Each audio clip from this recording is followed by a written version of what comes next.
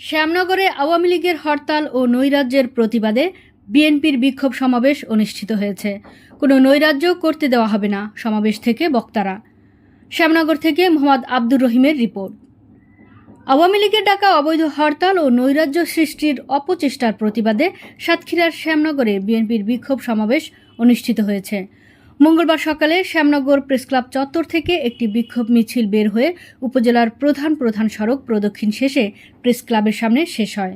এ সময় সংক্ষিপ্ত এক সমাবেশে বক্তব্য রাখেন শ্যামনগর উপজেলা বিএনপির সাবেক সভাপতি আলহাজ মাস্টার আব্দুল ওয়াহেদ, বিএনপির অন্যতম নেতা সাবেক ভিপি অধ্যাপক আবু সাইদ, সাবেক জেলা বিএনপির সদস্য অ্যাডভোকেট আশিকি এলাহি মুন্না, সাবেক আইন বিষয়ক সম্পাদক অ্যাডভোকেট মাসুদুল আলম দোহা, সাবেক যুবদল সভাপতি কাউন্সিলর আজিজুর রহমান আজিবর, বিএনপি নেতা খান আব্দুস সবুর, আটুলিয়া বিএনপির সাবেক সভাপতি আলহাজ আবুল কালাম মোরল, রমজাননগর ইউনিয়ন বিএনপির সাবেক সভাপতি শহীদুল ইসলাম শহীদ, প্রভাষক মুক্তার হোসেন, বিএনপি নেতা গাজী শাহ আলম, আয়ুব আলী মেম্বার, আলম মেম্বার, আমির হামজা আবু, শ্যামনগর যুবদলের সিনিয়র যুগ্ম আহ্বায়ক নাজমুল হক, হাফিজ আল কল্লোল, বাবলুর রহমান, আলমগীর হোসেন আলম, স্বেচ্ছাসেবক দলের আহ্বায়ক জুলফিকার সিদ্দিকী, জিয়া পরিষদের সদস্য সচিব তোফাজ্জেল হোসেন, উপজেলা ছাত্র দলের সদস্য সচিব আবদুল্লাহ আল মামুন,